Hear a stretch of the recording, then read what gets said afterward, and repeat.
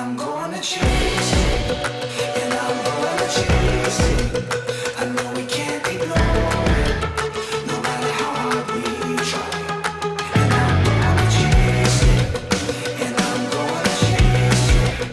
I know we can't ignore it, no matter how hard we try. Fire in the veins, I fight to gain, breaking all the rules to keep me sane.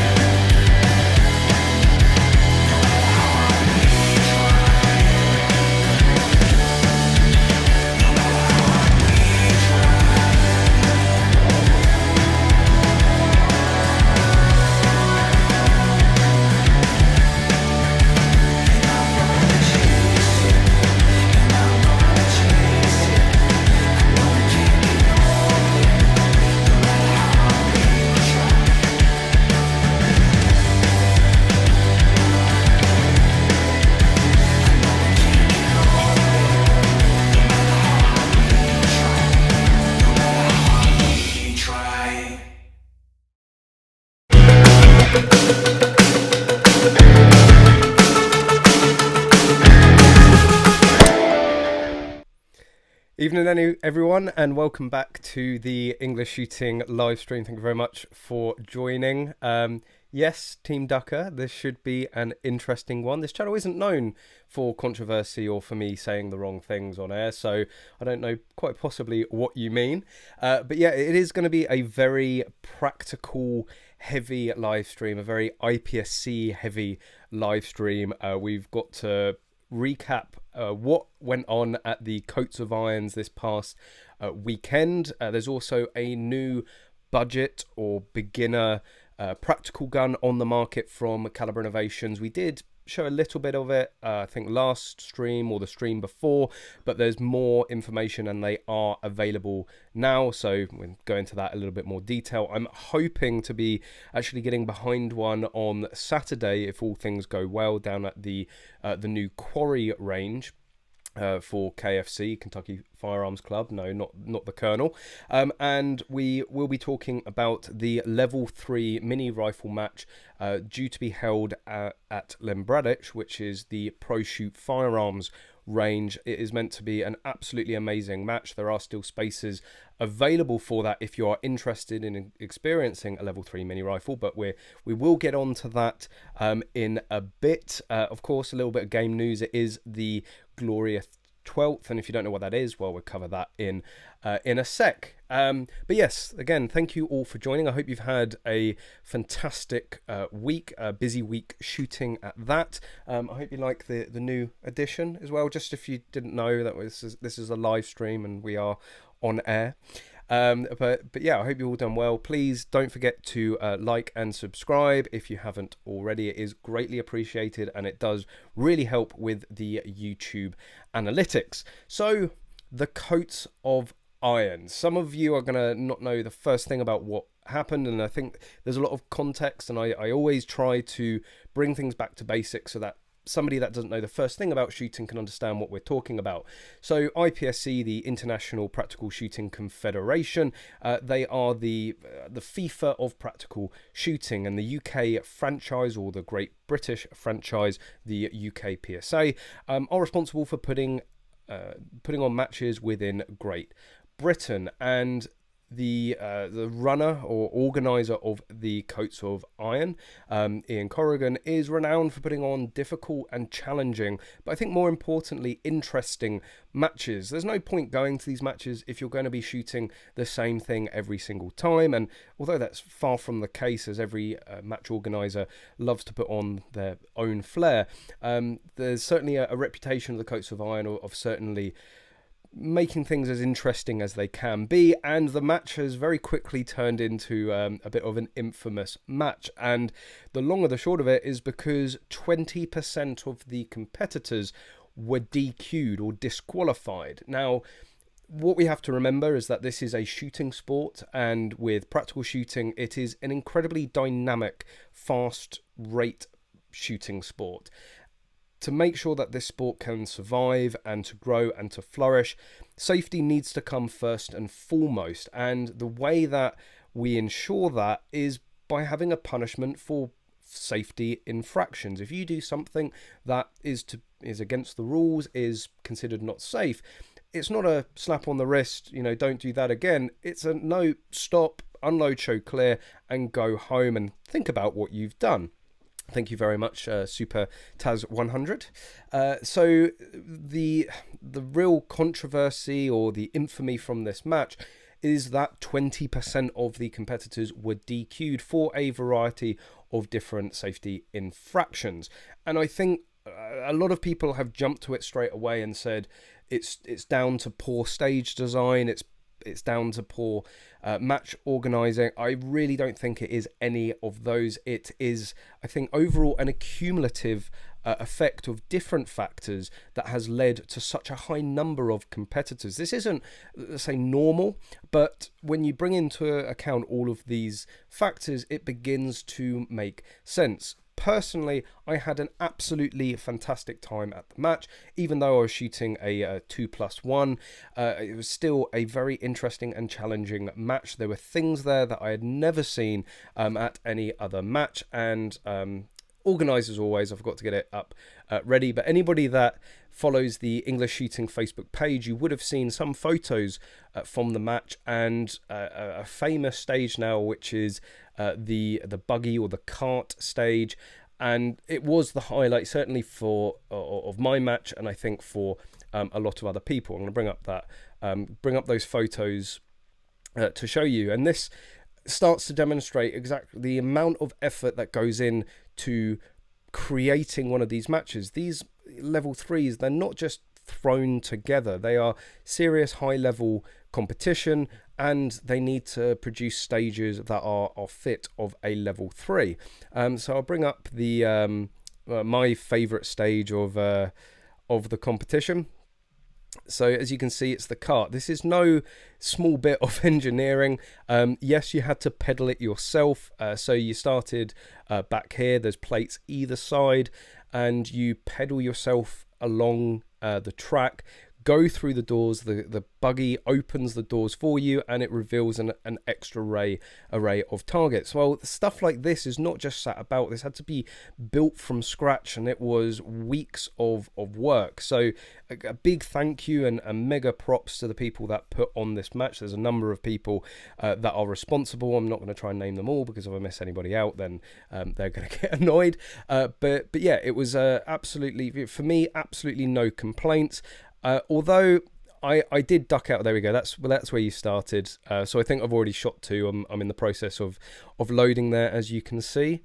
And this is through the doors as well, so you can sort of see the remnants of targets. Absolutely brilliant, and never come across a stage like that. And it's it's just incredible to see such different and sort of interesting stages. But there was one stage in particular, and whilst I did technically survive the now infamous Cotes of Irons 2021, I did have a slightly easier time of it, because obviously shooting 2+1 and not having an FAC, I wasn't able to shoot slug. And the main sort of issue around this match in question was one of the slug stages, and this is where safety comes into it. And I'm going to have to explain for maybe some of you that haven't done practical matches about safety angles, although if you shoot at a range, you should be pretty familiar with it. So here is actually a quite big supporter of the channel, Miss, I won't say your second name just in case, although I think it's on your back of your shirt, but it's Simon. Actually has a signed bloody cartridge from me when I ended up severing half of my fingers. But as you can see here, this is obviously the shooting area. It's effectively a rectangular box, and this is the very end of it. Well, here you can see the safety flag. You can see that that is the maximum point at which your muzzle can go. And as you can see, relative to the shooter, this is a very, very tight muzzle angle. So normally, and if you've seen any of the videos on this channel, you may have seen ROs when they start, they will say it's most commonly 90, 90, 90. And basically what that is saying to the shooter is anything in front of them from a 90-degree angle is theirs, right? They can point that gun anywhere within that 90, 90, 90. But certain ranges have various constrictions to them. You may not be able to do a full 90, 90, 90, and therefore you get reduced muzzle angles, and they are usually indicated by these flags. And it is made well aware to the shooters and competitors where those flags are. And actually every stage that I was on that I was able to shoot that had reduced muzzle angles, the RO would sit there or stand there and go, can everyone see this flag? And he or she was waiting for a response from pretty much every competitor to make sure it's well clear, you know where not to point that muzzle. So this was a particularly tight stage. I'll bring it back up again for you guys. You can see that you've probably only got, let's say, 30 degrees there. And what was happening is people were coming along to this final position, and as you're moving where it's quite tight, the muzzle was going past that, and it was a stop, and it is a DQ. It's I'm sorry, it is an unload, show clear, and you're going home. Which, again, to have 20% of a match DQ'd is uncommon. So what do I... Well, first of all, why do I not think that this... this stage, a lot of people said, the stage shouldn't have been pulled, it should have been pulled, it shouldn't have been there. Well, at the end of the day, they had to work with the confines of the range that they had, and I believe there was sort of last minute changes to the range, which meant the angle did have to be slightly tighter. But there were two independent RMs basically in charge of running the match for each day that signed off on the stage, so it wasn't, again, that this was passed through without any attention. There were a lot of very sort of senior RO and RMs that were happy with how the stage was. And the reason I don't necessarily disagree with having slightly more difficult or slightly harder stages or matches than others is because, again, we have to remember this is a highly dynamic sport. We need to keep safety first and foremost, and it is far too easy to become complacent. And when complacency starts to creep in, that's when mistakes happen. And we are so used to the 90-90-90, which that is the default in the back of everyone or most competitors' head. So personally, whilst again I didn't shoot this stage, and maybe if I had, I would be sat here saying something completely different, but I think every now and then we need a bit of a jolt, we need a bit of a reminder that you need to be paying attention to muzzle angles, because if you go to a range without muzzle, the reason that they have these reduced muzzle angles is because of safety. If people go past them, you are then putting the muzzle of that gun in a dangerous direction, and that's when the golden rules of shooting start to break down. The reason it is, let's say, safe to have a stage with the tighter angles where a muzzle could end up in, say, an unsafe direction is because of the golden rules of shooting. Breaking just one of them doesn't lead to an accident, and this is why you're not allowed to move or reload with your finger in the trigger. So if that muzzle swings past the reduced muzzle angle, as long as your finger is outside of the trigger, well, not a lot is going to happen. But it's a build up of failures of these safety infringements that leads to an accident. That's why you break one of them, you are going home. But this wasn't the only stage that had a reduced muzzle angle, or say a different muzzle angle. One, again, a very popular one of mine, despite the I think 2 or 3 jams that I had on this stage, I still managed to post a fairly respectable time with a 2+1. But you can see here, so this is a rundown. You start at a chair at the other end, you run down to here, collect your gun, and you can see yet again you've got one of these red flags. So that means obviously you can't point the muzzle any further than past that. No one seemed, as far as I'm aware, seemed to have a problem with that, even though that could have been considered, again, quite a tight, tight muzzle angle. But again, I think we need a jolt. We need people to sort of maybe have that shock of a DQ sometimes, to go back and sort of reflect on what happened and to be more aware of that in the future. And the muzzle angles weren't the only DQs of the match. There were various other mistakes by competitors, which again I think ultimately came down to complacency.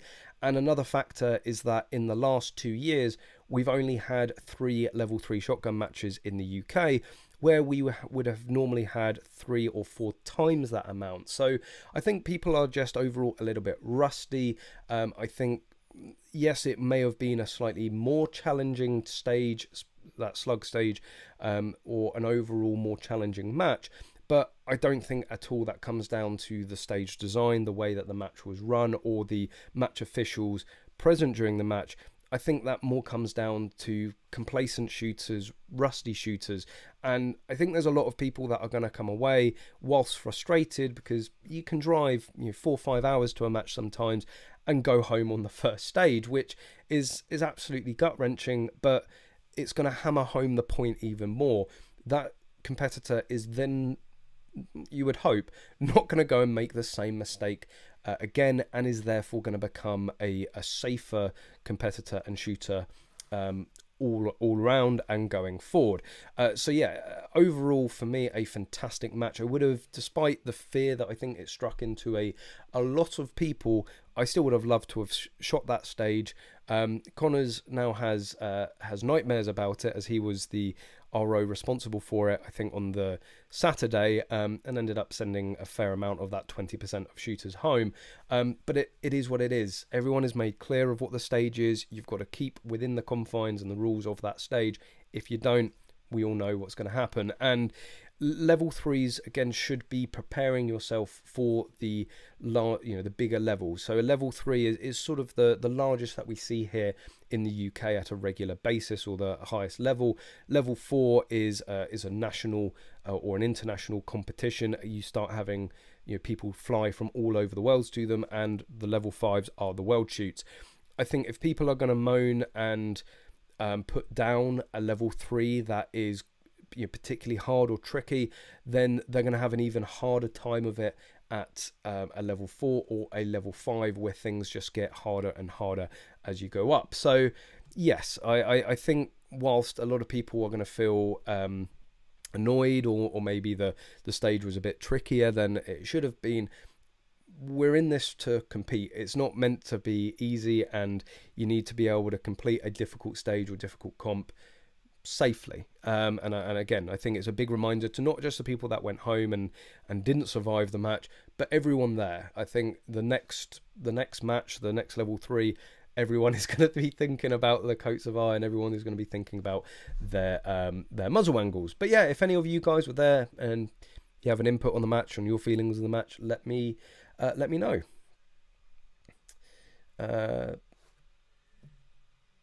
John Thompson, how many of those DQs were down to COVID rustiness though?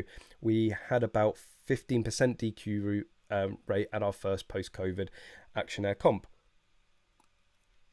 Exactly, that was don't worry guys, it's just fruit juice. Yeah, that's one of my main points. This was whilst we've had we had the Scottish, and then we had the Welsh, people are still rusty after COVID. People aren't down the ranges as regularly as they were. They're still breaking and brushing off that rust after quite a significant period away from shooting. And again, it's a level 3. This is really the top of the sport that we see here in the UK, the best of the best. You think about how many competitors there are out there in practical shooting, and you're getting 100, probably about 80 to 120 people descend on a level 3 in the UK. So and during non-COVID times, a lot of those will be international. So it does really filter out the best. And I think if you're going to be competing at the top of any sport, you need to expect it to be slightly more challenging than, say, a club match or a lower level match. But yeah, I think COVID rustiness played a big part in it. And people just, I think, a bit rusty, a bit complacent. Ian Corrigan, the man, the myth, the legend, the man responsible for this match. 21 DQs, 19% overall, 14 of which were in stage 2, 9 of which were on the far right of stage 2. So yeah, the majority of DQs down to that stage, 9 of which, okay, so interestingly, it wasn't just that tight muzzle angle, and there were reduced muzzle angles on that stage as well, whilst not as reduced, because it's slug. And I think this is another consideration that you have to take into account, is slug isn't something that you mess around with. It can go... It's not like buckshot or birdshot. Let's just leave it at that. And you do want to be reducing those your muzzle angles. You send a slug over the backstop, it's not like birdshot or buckshot. It's going to keep on going. So yes, but to still see that 9, I mean, I was there to see somebody get DQ'd for going over the top of the backstop. Again, I just think that there's nothing down to the stage. Look at the Scottish Championship, although I haven't yet put the video out for that. The slug stage on that had a reduced ceiling, it had completely reduced muzzle brakes. I wish I had a photo to be able to show you guys. You had a backstop, and it was the slug backstop. You couldn't go any further than that. I think one of the biggest differences is the stage was closer to the backstop, so it did make breaking those angles a lot harder, but it was still reduced, and no one seemed to have any problems there. So people can do it, and ultimately these were a lot of experienced regular shooters. So again, I think it just has to be put down to rustiness and complacency overall. So in 7 DQs not on stage 2, and all 3 DQs not related to muzzle angles. So yeah, there was a lot more going on to the DQs than just that one stage, although that stage did claim a lot of them. But rustiness, let's put it down to that. But again, it was a very interesting match. We got to see stages. Holly's dancing next to me. I don't know why. Just leave her to do her thing. But yeah, it was a fantastic match overall. I mean, there was a stage, the bar stage. I don't have a photo or any video of it yet, because the video needs to get the footage needs to get approved. But I'd never seen anything like this. It was like a jail bars where you had to stick the muzzle in, but of course you couldn't turn because the muzzle is wedged between the bars. So you really had to sort of mentally figure out where you were going to stick that muzzle and how you were going to get each target, and therefore the most efficient way. There was a fair amount of running backwards. There was a fair amount of running at the comp, which I always tend to enjoy, and a great mix of, I'd say, very mentally taxing stages. There was one with 2 doors you had to go through, and multiple apertures and multiple shooting positions, and then quite simplistic short stages, which was just outright blaggy. You just loaded up the gun and went hell for leather at it and hope you got everything. So absolutely no complaints from me about the match, and I really think the more challenging they are, the better, because it's, we are on average some of the best shotgun shooters in the world, and we should be pushing ourselves more and more each time. And I think if we can make it as hard as possible for us in our level 3s in the UK, when we go and shoot in level 4s or world shoot level 5s, we're going to have an even easier time of it. Harry Von Lurker, that's not fruit juice, that's lady petrol. It's fruit juice. It's made from grapes. But yes, if anything, I said this to Connors today. I love the fact that it's got this infamy around it, because it's got people talking about it. If people are going to be going around, if people are going to be going around, chatting about this match within their shooting friends, then other potential non-practical shooters are going to hear about it. They're going, what's going on about this match? Oh, loads of people got DQ. Or what's a DQ? Someone that doesn't understand practical shooting overhears somebody talking about this match, or friends go up to other friends and go, God, you should have been there. This one's going to be remembered for ages. I'm very much a proponent of all publicity is good publicity. And I can tell you what, I can promise you that the next Cotes of Irons will be fully booked well in advance. Again, a good match overall. And again, a big thank you to everyone that put it on. So if you are interested in testing yourself, not necessarily with shotgun, but you're fancying testing yourself at a level 3, there is one coming up, and there are still some spaces available if you want to get in there quickly. So both myself and Connors will be in attendance. We haven't yet figured out what day we're going to attend. We haven't yet squadded. I'm pretty sure it's going to be the Saturday that we shoot, and I think we're going to be planning to film the match on the Sunday. But the Lambradich range is quite new. There's only been a few matches run there, and a lot of people are already already labelling it as a potential replacement Bisley. So it's in the Welsh town of Lambradich, and it is an old slag heap. Not like that. So they've got basically huge man-made backstops, and I was gutted that I missed the level 3 practical shotgun match that was held there, because they were really long run and gun stages from the looks of the photos and the videos that I did see, and it looked absolutely incredible. And if it was like that for shotgun, it's most likely going to be like that for mini rifle, and they have the space. So anyone worried potentially about funny reduced muzzle angles, then the Welsh should be a breeze, because they should have the space to be able to give sort of full muzzle angles. And it is on practice score once again, and I do this every single week.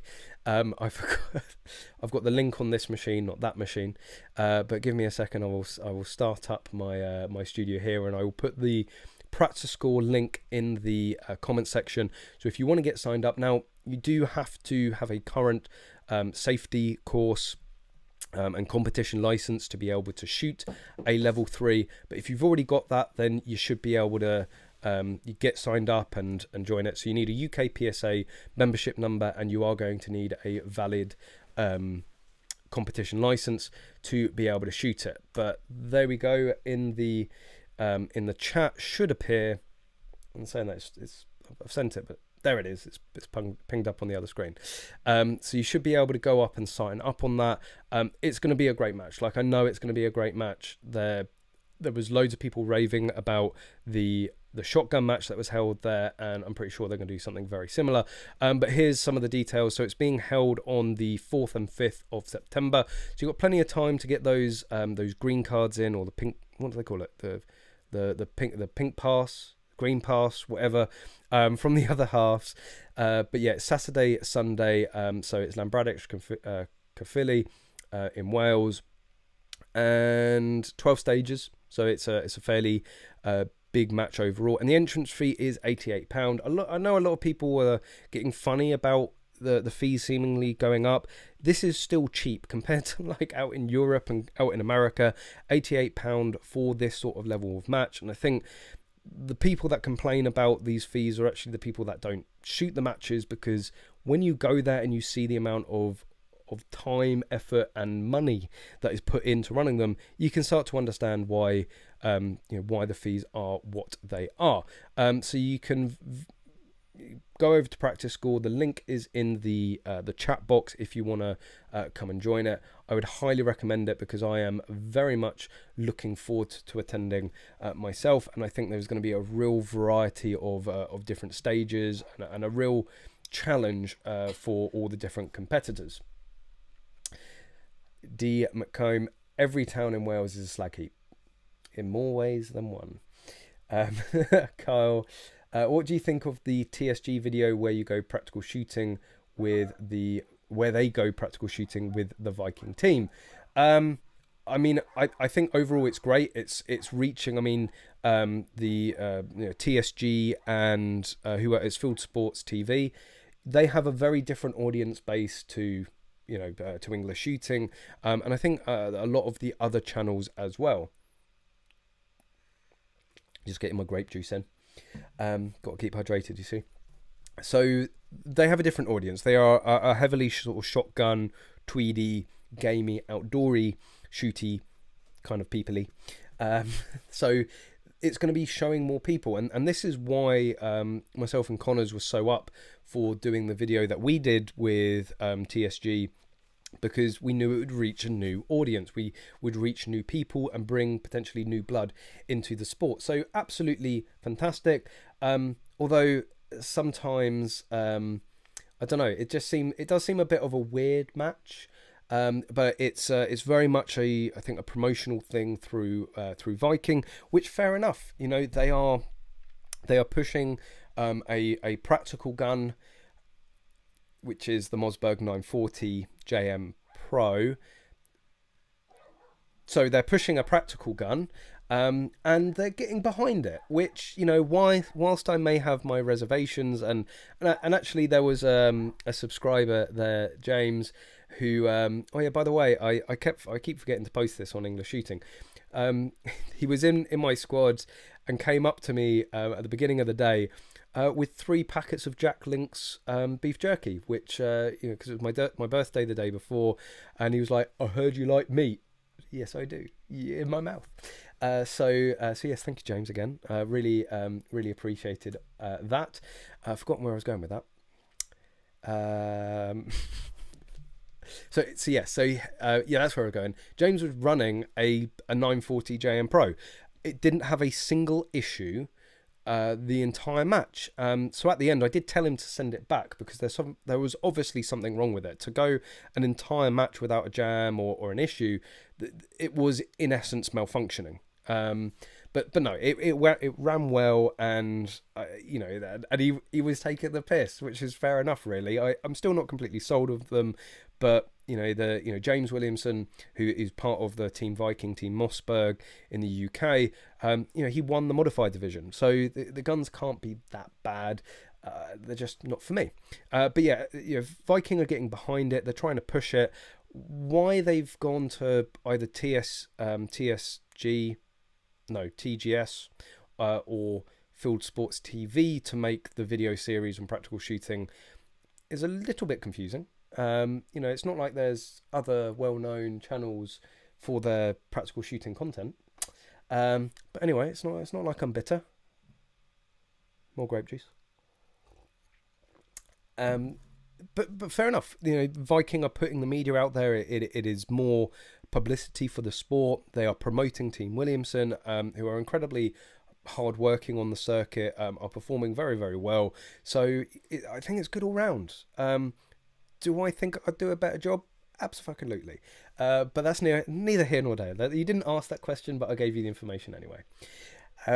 Tim, for those that don't have a comp license, Recoil Scotland have a level 1 PSG same weekend on the 5th, half day, and Actionair in the afternoon. Details on Shoot and Score It. Awesome. If you want to drop a link to that on Shoot and Score It in the chat, it may get flagged, but I'll make sure it goes through.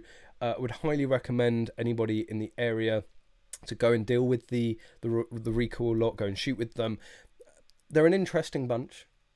But their heart is very much in the right place. Have a lot of respect for them, for what they're doing. How quickly they've established themselves and have a thriving club, and they can shoot. They've sort of come out of nowhere as far as I'm concerned, and they're at all the matches. They're doing well in all the matches. So fair play. I do really want to get up to Recoil at some point and do a sort of dedicated videos with them. I'm gonna have to learn how to do subtitles, or certainly a lot of bleeping, because I think there's going to need maybe a little bit of translation and certainly some censoring of those videos. But yeah, brilliant bunch. And yeah, if you don't have a safety course and you can't do the level 3 at Lambradich, again, link will be in the chat box somewhere. Then go and hit up the Recall lot. They are a friendly bunch. D. McComb, he was pleased to meet you. That's bad. That's just bad. But yeah, so lots of matches having been completed and lots to still go.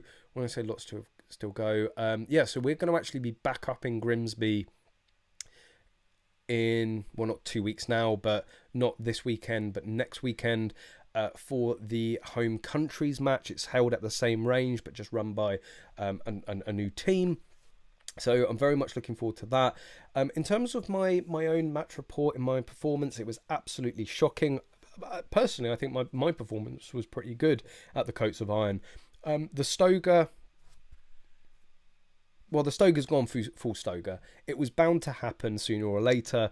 I do say, whilst I still protest I had at one point the most reliable Stoga in the world, it's gone full Stoga. It's now not working, and it's just dead. You know, what I think a lot of people forget is that guns do have a usable lifetime, and certainly the Stogas of the world, they're not built to the same quality. They don't use the same quality metal and construction and have the same quality QC as, say, a Beretta or a Benelli. They do wear out quicker. They then are harder to repair, and the Stoga that I use has now headed to the shotgun graveyard in the sky.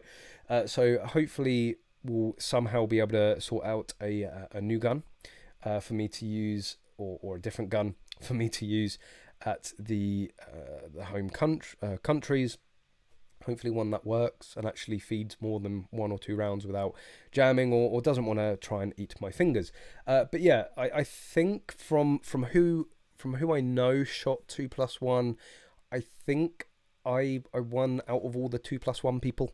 Of course, there isn't an official division for 2+1. It's not recognised by the UK PSA or the IPSC. But that doesn't stop me from looking down the list and have a look. I think I still managed to pip all the other 2+1 shooters, even though the gun was pretty much a straight pull by the end of the day. So, you're one of them.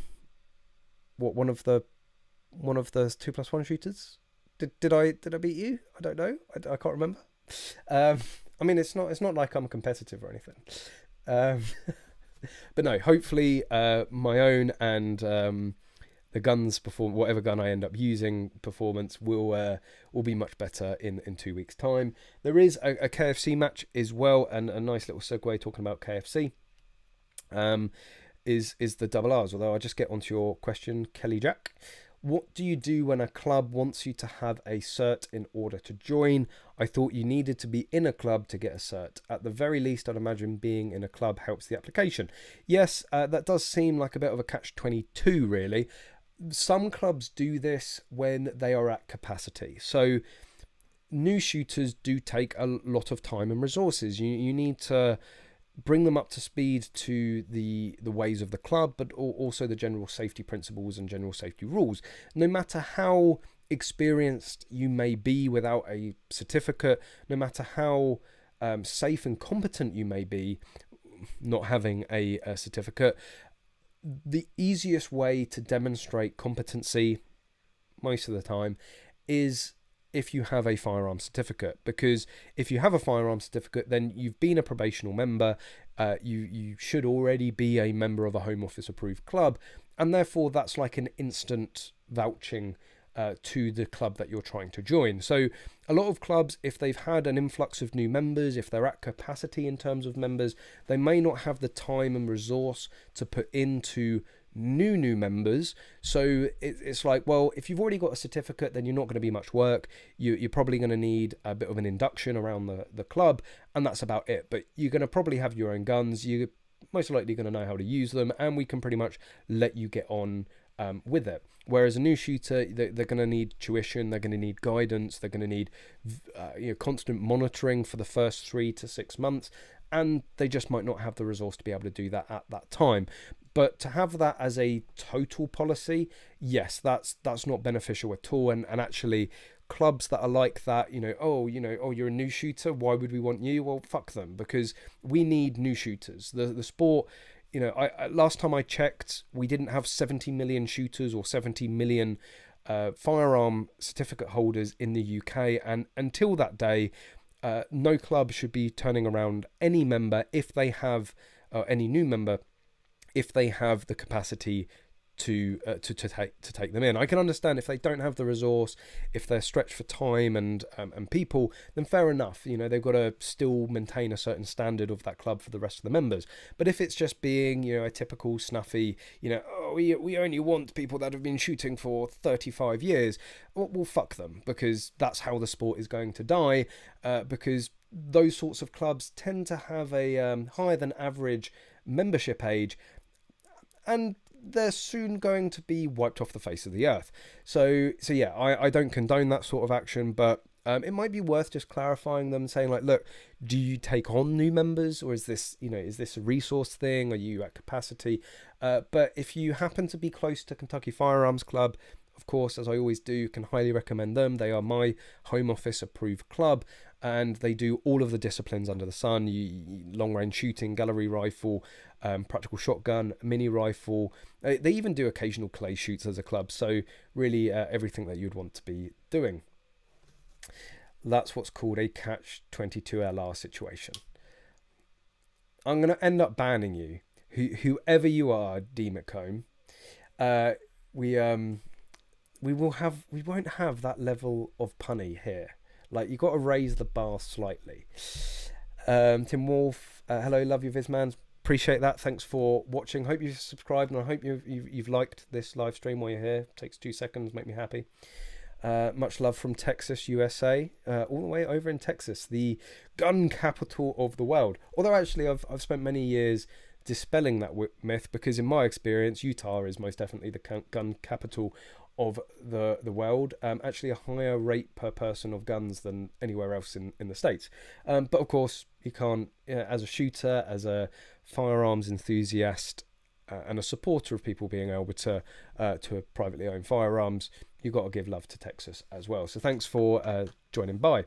If you're looking at getting into practical shooting, obviously cost can be a consideration, and a lot of people will always ask about the best sort of budget guns out there. Now, whilst at the moment my my current experiences with the Stoeger M3000 that I use isn't a great advert for the gun, I have consistently recommended it as a beginner gun, because, well, for the first 2 or 3 years that I was using it, it was absolutely fine. And for, what are they? They're like a £350 gun.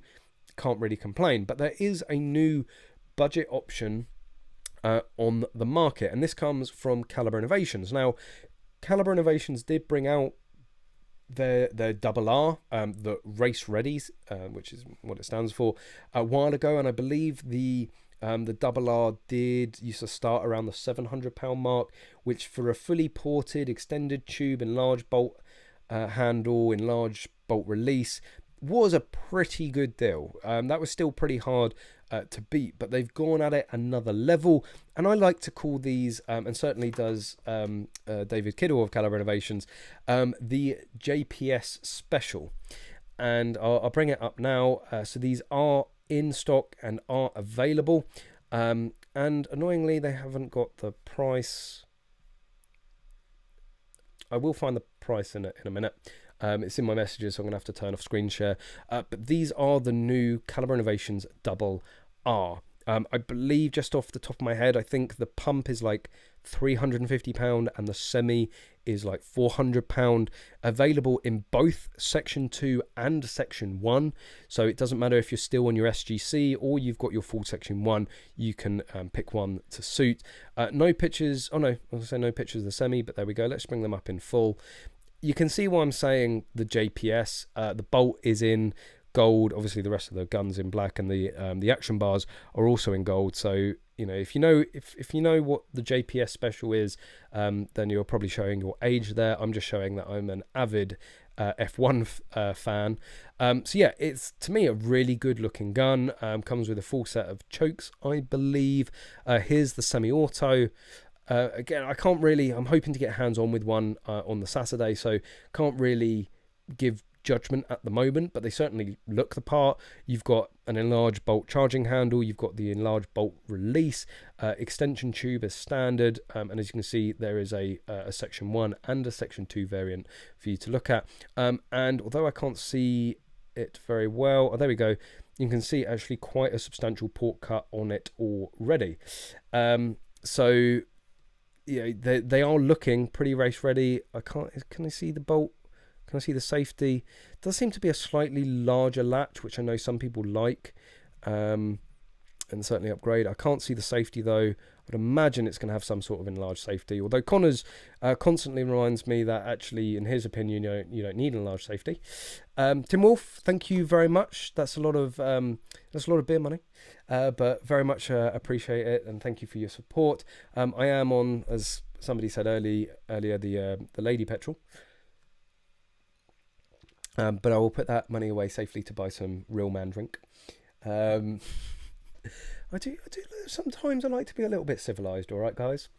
But yes, very much appreciate and thank you very much. I am just going to check on the price of that, because I was emailed by the team.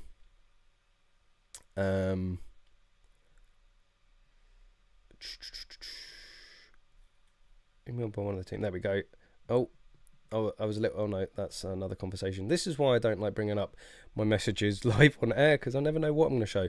Okay, so it's a little bit more than what I had in my head. When God knows where that came from. Maybe it was a Lady Petrol.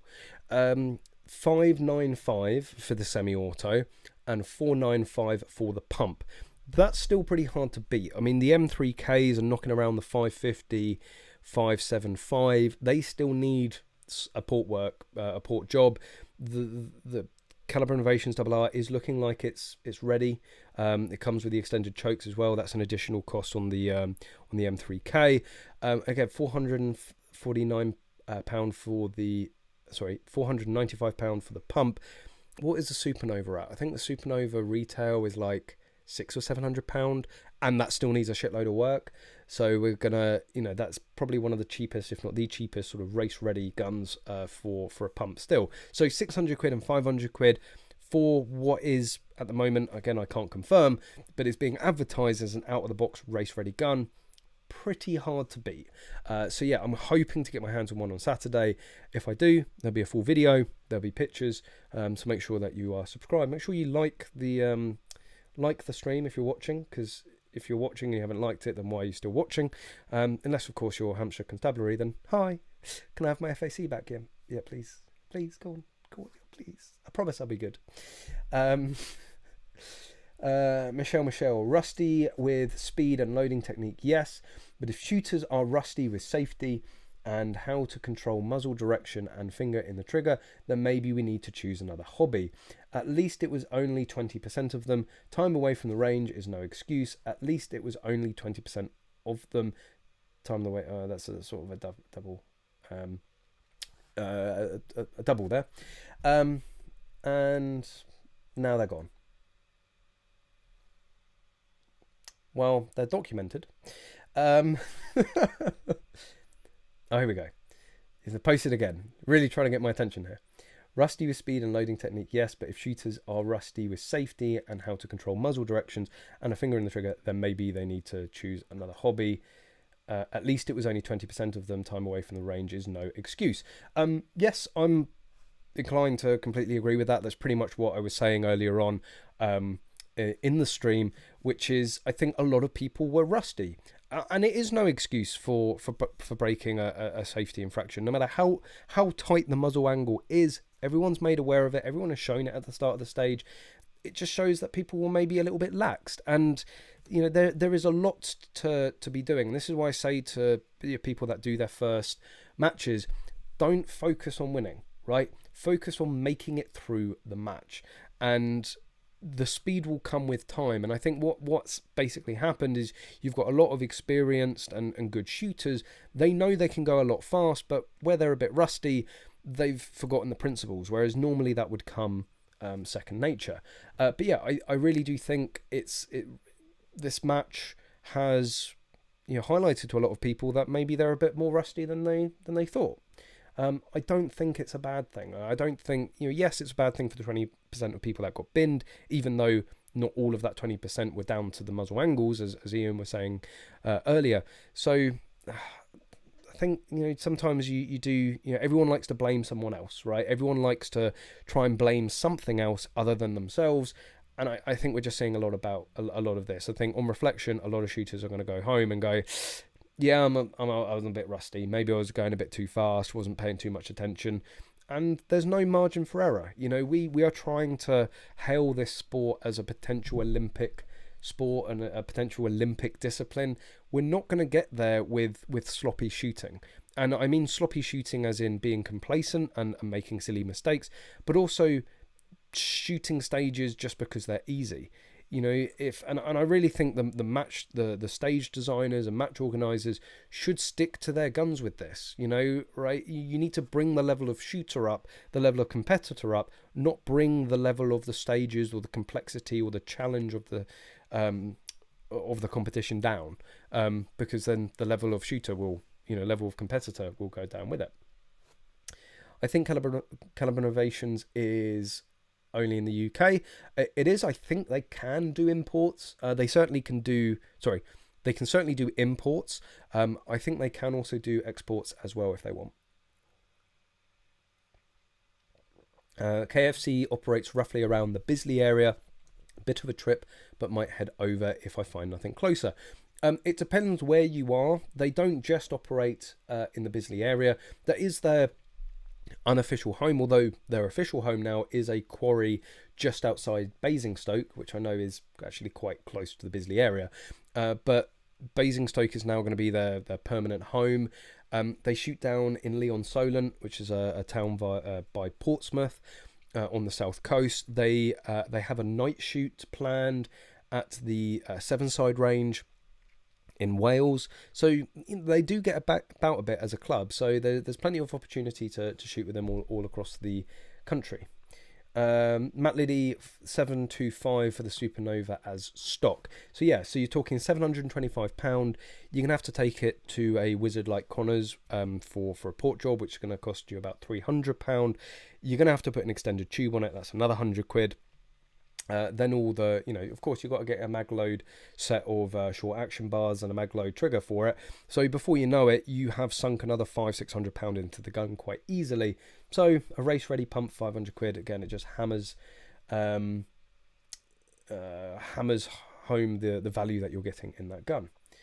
Kelly Jack, slow is smooth, smooth is fast. Absolutely, and I said this to a lot of people at the weekend. You have to bring it back. There was a phenomenon. I'm not going to name and shame them. They did very, very well. And they are an incredibly fast shooter. And I was saying to them, look, I really think you need to bring it back 10%. And actually you'll start to get the flow. When you are going 110%, that's when you start to make the erratic errors. And I don't mean erratic safety errors. I mean, you know, you'll fluff a load, you'll miss a target, you'll clip a no shoot. But if you slow it down that 10%, you will find yourself that you flow better. It's a calmer, more consistent stage, and overall your times and scores will be, your times will be lower, scores will be higher. John Thompson, completely agree. A DQ is wake up call. Should you find a new hobby? No. Learn from the DQ and don't get DQ'd enough to lose your comp license. That's why the rules are there. Absolutely. I think you said it maybe a bit more succinctly than I did, but it's not exactly hard. As Callum said earlier, safety is layered for a reason. Absolutely. And as soon as we start getting lax on safety, as I was saying, we're either going to end up with really boring, mundane, uninteresting stages, or we're going to end up with some really unsafe shooters, none of which are particularly particularly appealing to me. Bit more positive news. Still on the practical theme. I have, thanks to a very generous subscriber, he handed this to me and said, I don't know if he's actually on, but he handed this to me and said something about happy birthday, and I just got this box, so I guess I get to keep it. No, I'm joking. It's that's really sweet. No, it's definitely not a birthday present. Definitely not a birthday present, although it would be a pretty awesome birthday present, I have to say that. Stop talking prices, my missus is listening. Says your missus. Yeah, it's all right. Guns are just applied to me, it's fine. I haven't bought a gun in 5 years. Yes, but I tend to buy watches and cars instead, so that backfired massively. So yes, it's not a scope that I really knew a lot about before. I'd heard various whispers about it, but by the way, I'm not just talking to myself. I haven't got to that phase yet. My future life partner or current life partner. Oh, she's gonna come. She's not a performer, I promise. So rosy cheeked. It's that lady petrol. I mean the grape juice. So you might have heard lots about her. This is Holly. Hello. That's right. Is that enough? Yeah, it's my stream. Bye. trying to take the limelight from me. But yes, the future Mrs. Long Collins. Eyes off, she's mine. Anyway, back onto more beautiful things. The Trijicon Credo.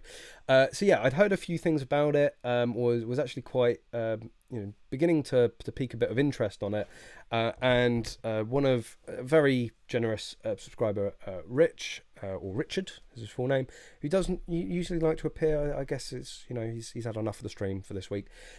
But in essence, it is a 1:8 by 28, and feels very similar all around to the Razor HD Gen 2 that I have, but feels a lot lighter. And I don't have the mount that he's lent to me as well, but the mount, which is from Tier 1, it's a nice bit of kit. So he's very kindly lent this to me to be able to go out and review. And just having a look across the car park as you usually do, I really don't know if you're going to be able to. I'm going to try anyway. Let's see. Shall I turn it on? That will help, won't it? But slightly. See, it's just initial impressions. It's quite a wide field of view. It's first focal plane. Oh, here we go. Nearly. Now you can see that. Now you can see the struggle I have. Hello. Yeah, that's not going to work. Now you can see the struggle that I have when I try to film with scopes and optics, trying to get that lens down there. But yeah, you've got a green and a red reticle, various different brightness settings, windage, and elevation adjustment. And I believe, yeah, they're like on the fly adjustments. 1:8, so everyone's fixated about the the 1:10 from Vortex. I think this is a potentially very good competitor, although I have absolutely no idea what they cost. So it's probably the case, as with most optics, that this thing is going to be like 2 or 3 times the price. Let's have a quick look. I've got Google in front of me. But anyway, I'm just sort of showing it off, as I will be doing a full review. I am growing on Trijicon. Whilst I've always said it's probably a little bit too expensive for what I need, it very much looks like the Trijicon MRO, the standard one, not the HD. Of course, I did a full review of the MRO, the MRO HD. I think save your money and go for the MRO. We've been running the standard MRO on the mag-loaded battle arms, which is Connor's gun, for a little while now. We've done the 2 speed stills with it, 1 speed still and 1 level 3. Both Connor's and myself came in the top 10 for that match. So I can't really fault the setup that we had, although it was set up for Connor's, which is why he beat me. Definitely.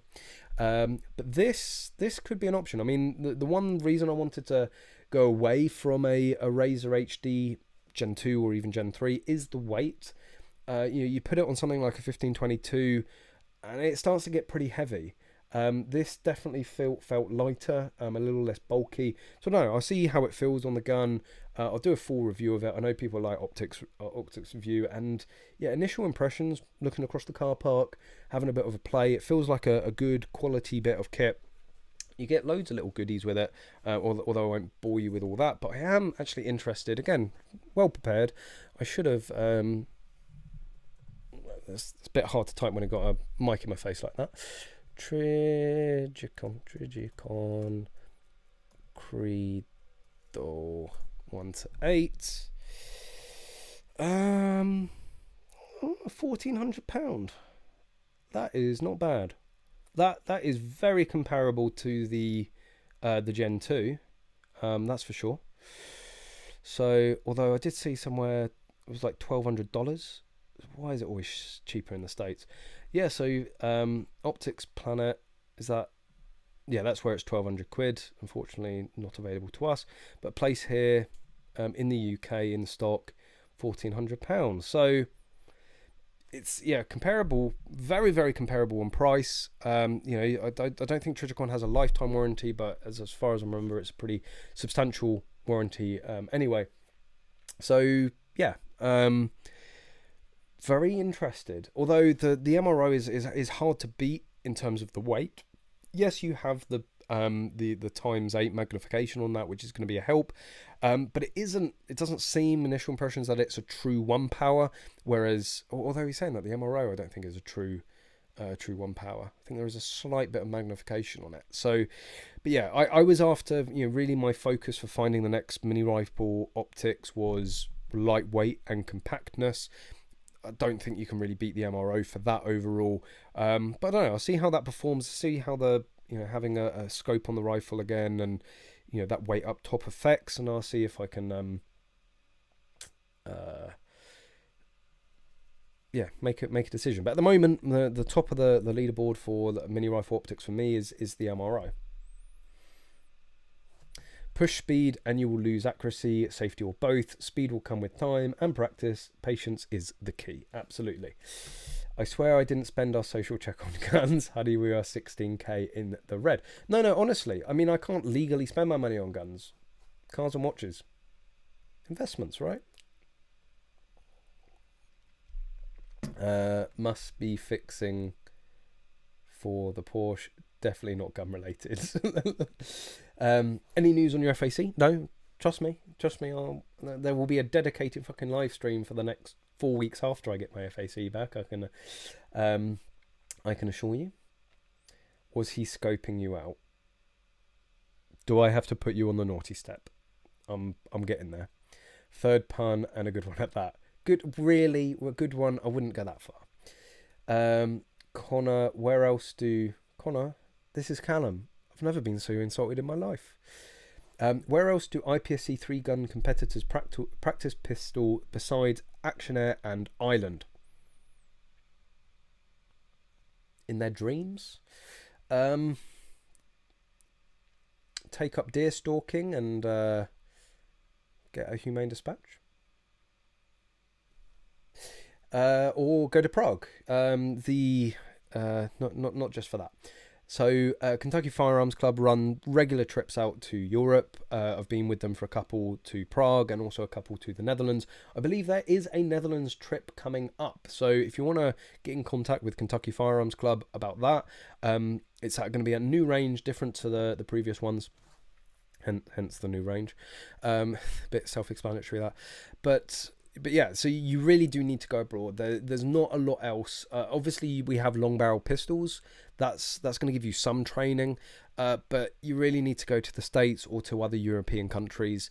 And when you say apart from Ireland and Nizza, I mean it is only Northern Ireland. It's not like proper Ireland.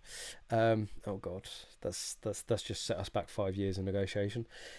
No, so Northern Ireland has Nizza, fantastic facility, and it's the cheapest way to shoot handguns. It really is. Apart from Shady Bob down the pub, you can get a handgun pretty cheap from him. But no, like Nizza is a fantastic facility. You know, flights are well under 100 quid out there.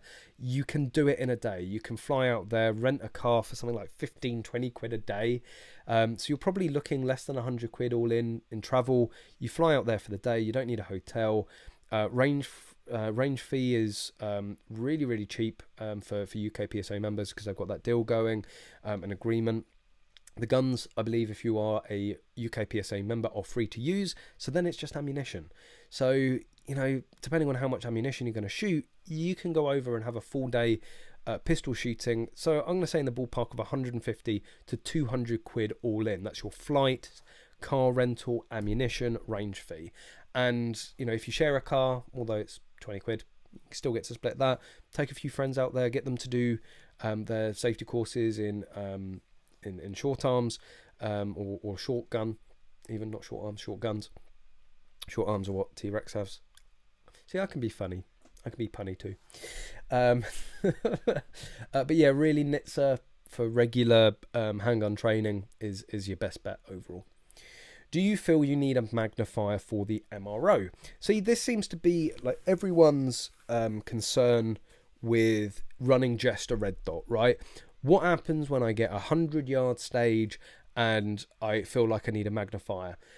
And I was there, right? I'm gonna bring up proof. Because of course there was the video that we put out on English Shooting of. It was actually the last video because there wasn't a video this week because I've been uber busy. News on that soon. Doing other things, but one of the first stages, well, the first stage that we that's going to be playing audio for you guys, isn't it? Maybe not. So let me bring up the stage. I don't think there's a good like long shot of it.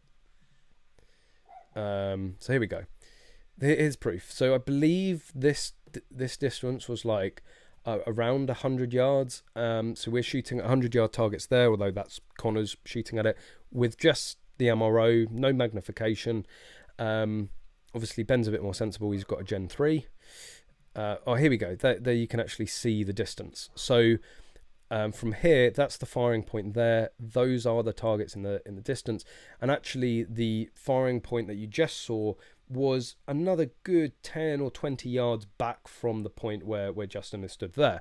Connors and I did all of that with no misses with the MRO. Now, it's yes, there was a lot of fear. Yes, a lot of trepidation going up to that stage.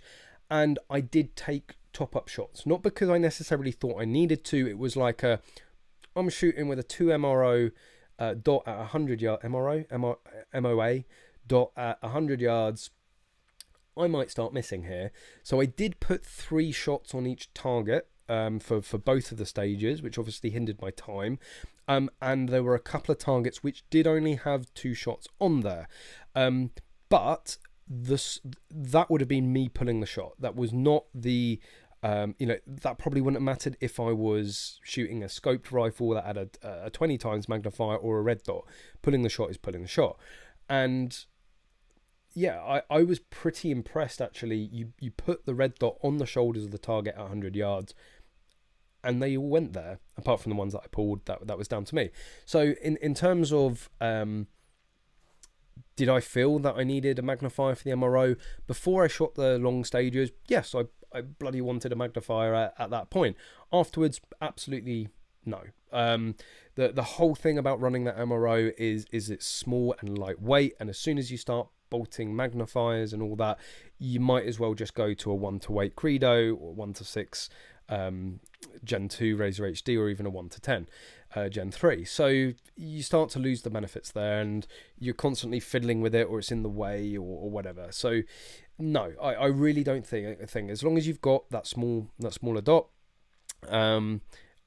you're not going to be pissing in the wind. You can see that target with a 2 MOA dot. You can see that target quite clearly, and you can aim it. It's not like that's on the target and that's all I can see. You can see the dot to either side of the target. Yes, you're not going to be pinpoint accurate as you may be with like a times 10, but they are good enough. You know, I think Connors came 7th, I came 10th, and you know, we're not really big mini rifle shooters. That was the first level 3 mini rifle that I had done, the second one for Connors, you know, and we held our own with just the red dots. So I don't know, maybe we'll get more into it, and I'll be changing my mind and telling everyone that yes, you definitely need magnification.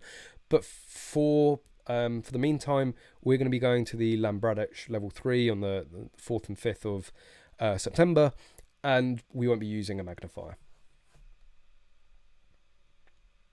Spend it on your house? No, actually, I would spend it on a house if we've actually got an offer in at a place. They just need to find a place, so we're just waiting for them. I'm ready. I'm ready to go. I'm really ready to go. Seeing the LBP user in the Gunroom TV montage the other day was interesting. LBPs are interesting. A lot of people would rather cut off their nose to spite their face and not use one. I just think we've got to make use of everything that we have here. Did you really just go there? Absolutely. What's your opinion on micro targets in UK IPSC matches? Great. More a challenge. Let's make it, you know, the whole point of the micros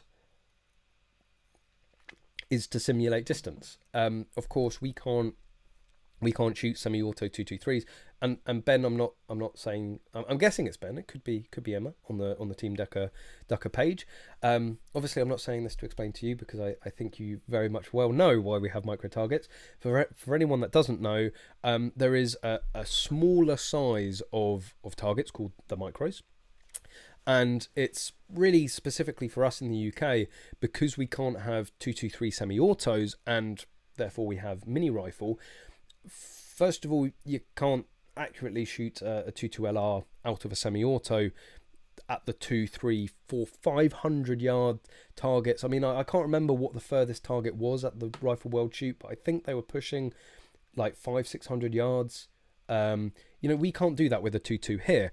And also, we don't have the ranges. We don't have the practical ranges to put on those sorts of match. Sorry. Correction. We have a brilliant facility that has previously held renowned world shoots. They just don't want to kiss and make up with the National Organisation for Practical Shooting, and again would rather cut the sport's nose off to spite its face and not allow us their 1200 yard ranges to be made use of for practical shooting, or certainly under certain banners. Rant over. So yes, the reason we have the micro targets is that at 100 yards with a 2.2, it is simulating that 400-500 yards with a 2.23. So again, it's about making things as challenging for us here in the UK with the equipment and the ranges that we have, or we are able to run matches on, so that when we go and compete with 223 semi-autos in the world shoot, we don't feel so out of our depth. We are used to that simulated distance. We are used to seeing a target and going, how the bloody hell are you meant to hit that? Having said that, whilst they are there to simulate distances, absolutely bloody hated, I think it was stage 3. Again, I've got the video still up, so I'll show you guys about it. Stage 3 was just like no shoots central. So here we go. Let's see if I can see some of the so those are micro targets, right? And for comparison, I know this is really not the best angle. These over here, that is a full size IPSC, right? And here are these icky bicky micros, and some sadistic fuck decided to put a micro no shoot in between them. So I shit you not, like you had at what I think was about 30 yards, you had like that much target visible. Needless to say, there were quite a lot of no shoots taken on that stage. I don't know if I have a better angle of it where you can see the targets. What a move by can we just appreciate that for a second? Like, just watch that move, that transition to strong hand to weak hand. And I'll talk about that. There we go. Oh, Ben, there we go. Just giving you a bit of promotion there. What a beautiful neck you have. And there you go. Like, you can see right at the top of, so there's the no shoot. You can see the brown of the no shoot where the cursor is. There's like a full size target below it, but then there's like a slither of a target that you can just barely see. I mean, Ben didn't struggle, but he doesn't struggle with most competitions. And then, you know, there we go. There's a familiar face. Again, you can barely bloody see them. So anyway, less of that. So Gary, oh Jesus, yes, my unofficial name is Gary. Don't ask. I don't even know anymore. My local range is 2-2 target only, and I'm getting practice with my. I'm not getting practice with much else outside monthly business trips, and that is unfortunate. What would you recommend for a first practical shotgun? Well, there is, as we were just showing earlier, the new RR from Callum Innovations. Other good choices, it depends if you're talking Section 1 or Section 2. Section 1 or Section 2, if it's Section 2, go for a Stoeger M3000 and pimp it out like an M3K. If you're going for Section 1 beginner, then go for an M3K. It depends on budget as well. Really, the term buy once, cry once always holds true. And really the best gun to do that with is a Benelli M2 field. So you can buy a Section 2 Benelli M2 field. You can have the port done on it. You can put without unrestricting it, you can put an extension tube on there like I've done previously on the Stoeger M3000 to simulate the length of a Section 1. You can put the enlarged handles and buttons on there. You can hone in the gun. And then when you get your Section 1, when you get your FAC and you get that slot for the Section 1 shotgun, you can quite easily convert a Section 2 Benelli M2 with a few components, although we still always recommend taking it to a gunsmith, because you can still damage the gun converting it, but it's not too hard to do. And you can convert it to a Section 1 quite easily. We've seen this more and more. So people with shotgun certificates go out and buy a 2+1. You sink all of this money into the gun, but it's not wasted, because once you get your slot for a Section 1 FAC shotgun, you don't have to go out and buy a new gun. The gun that you have put that time and money into getting just right, the gun that you've spent all that time training with and shooting with as Section 2, well, it's still the same gun, you just end up with a bigger tube on it, so or an unrestricted tube. So it's overall a very cost-effective solution. I've seen so many people, you know, they go for like, you know, an M3000. They go for a Section 2 M3000. They're still going to go and sink 300 quid into the gun, another 300 quid for the port work and all the other bits. Before you know it, you've got 800 quid sunk into a Section 2 gun.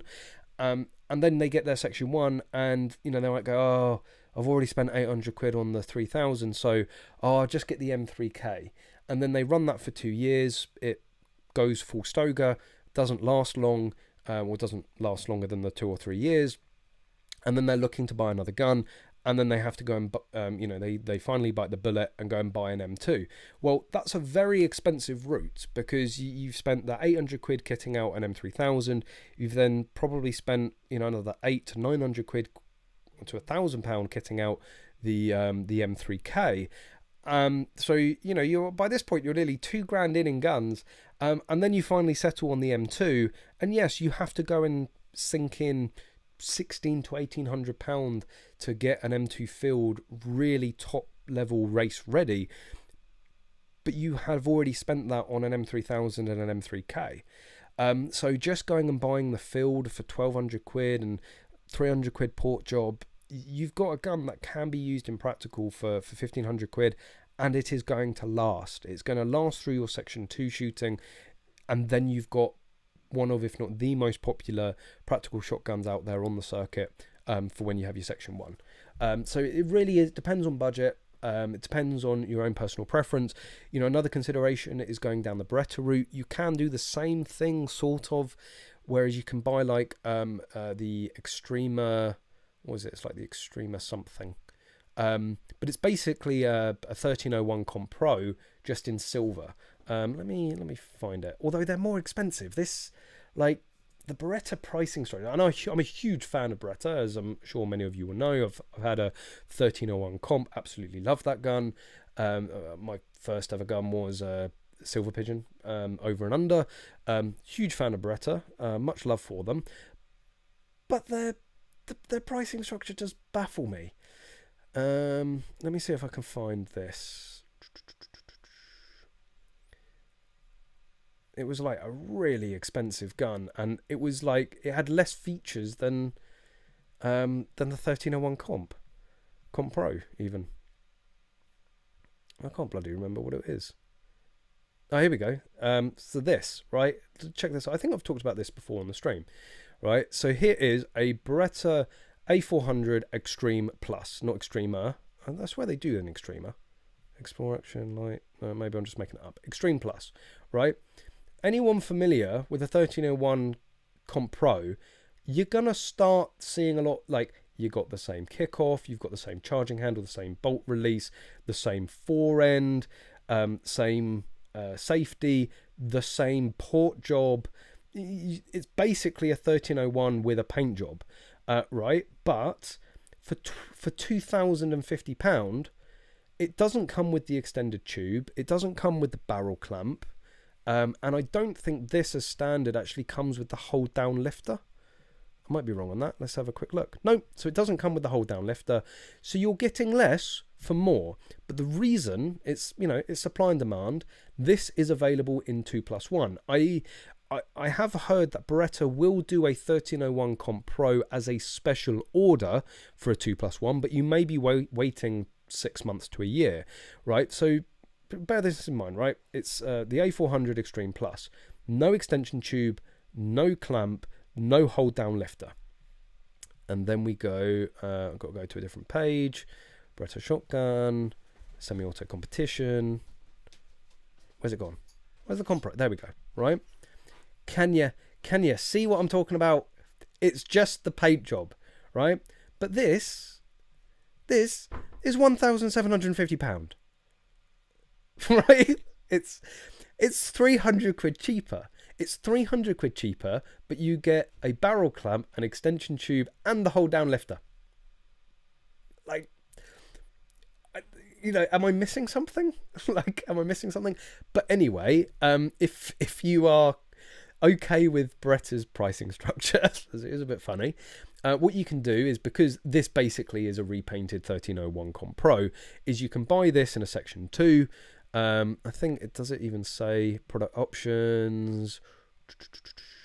5 shot. I'm pretty sure they do it in a 2+1. I am like 99% they do it in a 2+1. But anyway, oh no, that's chokes. Sorry. Does it say about capacity? It doesn't, does it? That's not very helpful. Oh my god, it gets more expensive. What is Beretta smoking? Anyway, let's try and expand that. Oh, so that's the black one. So that's the cheap one. So if you want it in silver, or the Bottomland, although don't really know if that's the best name for a gun, Bottomland. Well, anyway, so yeah, 2,200. Anyway, screw that. Save that 150 quid. Just buy the black one. It's just a colour.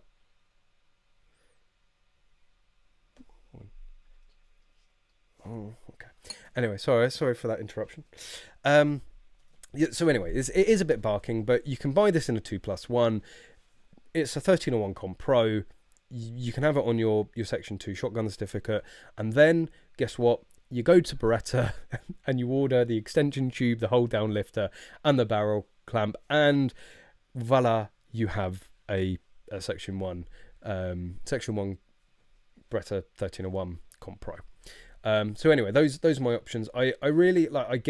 I get having a budget. I would much rather people getting into the sport with a budget gun rather than waiting 6 months to save up for something more. But yes, you're better off buying an M2 field or a 1301 or a Beretta A400 1301.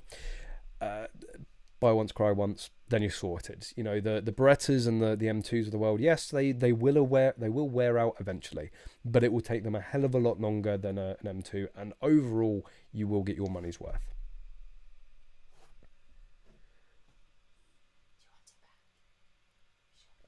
That's funny of it.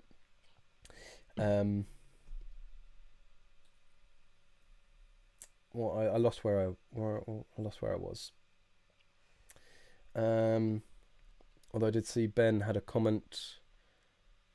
What did you say, Ben? They are not always used to simulate distance, though. I would prefer simulated hard cover or no shoot cover, if the goal is a small target. Yeah. So do you not? I'm guessing that's. Are you saying that you're against the micro targets? I don't know. So you're saying that they're not always used to simulate it, so they just put them up close and they're just a bit of a blatter. Bottom land in Italian is terra firma. Okay. Lusting over the M2 speed. Yes, I'm not going to mention who, because I'll probably drop them in the shit with it. But I was talking to somebody that had got hands on with an M2 speed. And, well, they were quite positive and flattering about it. So I haven't yet been able to get hands-on with one. I'm very much looking forward to doing so. Connors has. And they are one of... Well, I'm going to say, from what I've heard already, from what has been said, they are the most race-ready practical shotgun out of the box on the market. However, they could still do with a little bit of work. And what somebody who is very knowledgeable of all things Benelli said that actually, whilst it's very, very close, whilst what they said is for the sort of 90 to 95% shooters, or up to the 90-95% shooters, the speed is absolutely fantastic, right? If you're up to a 95% shooter, you can buy the speed, you will perform really well, you won't need to do any work to it. But what they were saying is, when you're trying to extract that extra 5%, there are things that have been done to the M2 speed that prohibit you from extracting the absolute most out of the M2 platform. Again, I can't verify that because, you know, first of all, Connors hasn't, you know, started pulling one apart yet and modifying it. But from what I've seen, it will probably still need a bit of a port work. A bit of port work, a bit of a port job, but yeah, they do look sexy as hell. Are they on the GMK website?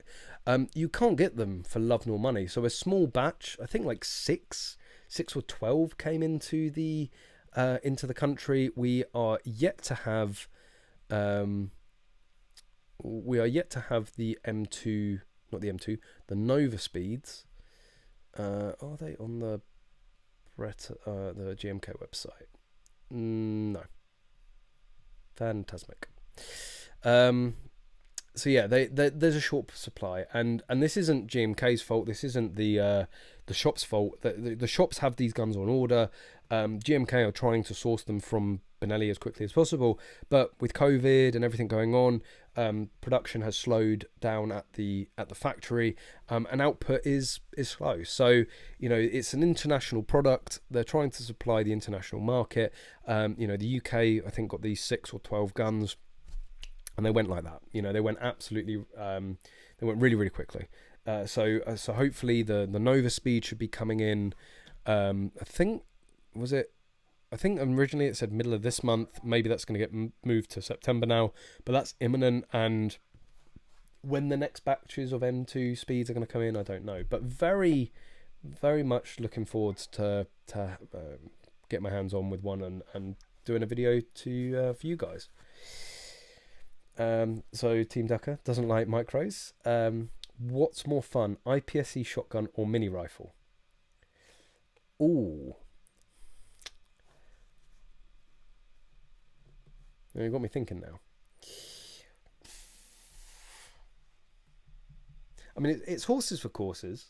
I'm going to say this, so it's not, you know, it's down to personal preference. But in terms of my personal preference, should I rephrase? If I could only choose one, it would be shotgun.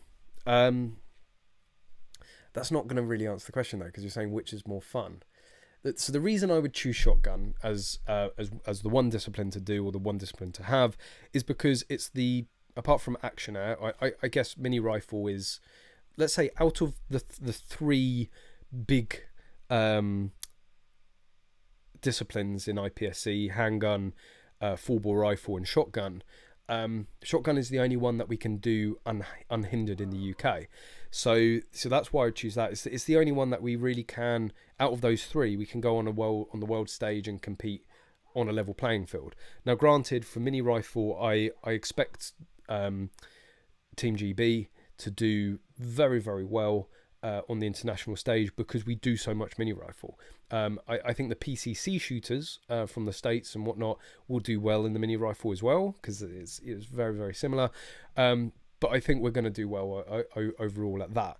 And yeah, we can compete on a level playing field because we do a lot of mini rifle and action air. We have arguably one of, if not the best action air shooters in the world in the UK, and you know, we can compete on a level playing field. So if I could only choose one, it'd be shotgun. But in terms of what's more fun, I think in terms of what's more fun, it probably is mini rifle, because like you have the variedness with shotgun, because you have slug, you can do those longer range targets. You've got 3 types of ammunition that you have to get your head round. Mini rifle's faster. Like it's just a quicker sport. It's I think overall more dynamic, and that tends to make it more fun. You can go a hell of a lot faster, and I think it just looks a lot more impressive from a spectator's point of view.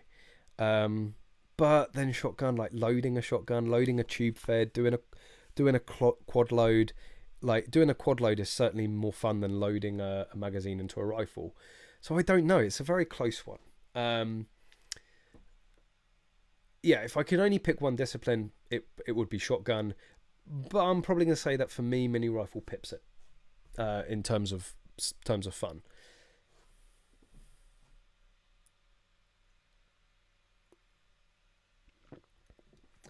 Sky News is reporting in Plymouth it's involving a shooting event, and the shooter has been shot.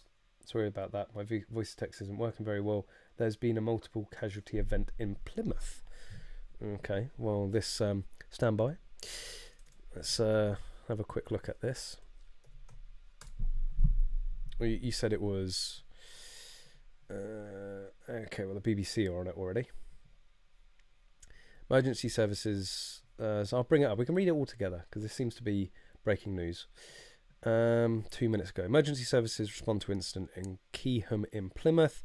People are being asked to stay inside and follow police advice in emergency service response to Plymouth. Really worrying news coming out of Keyham. Please everyone stay safe indoors. Okay, so what is going on? Hazardous areas response team. Well, something's going on.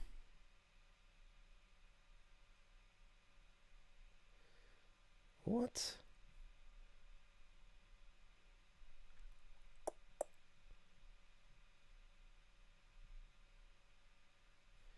Okay, well, that doesn't look good. I mean, it doesn't say, I guess they're saying about speculations, but nothing about a shooting. But obviously, something pretty big and serious is going on there. So, you know, my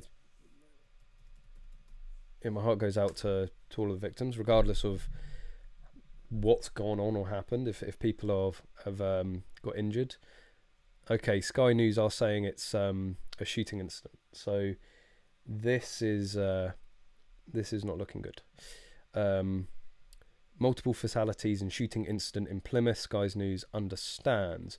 There are multiple fatalities following a serious and tragic incident in Plymouth, and a shooter involved has been shot. Sky News understand. It's not being treated as a terror-related, and the incident in the Keyham area is believed to have been contained. So it doesn't seem to be active. That is all the news. But Sky News is reporting that it is a shooting incident. So yeah, it would be wrong to speculate on that. But obviously, my thoughts with the victims and their families. It would be interesting to see what comes out of that going forward.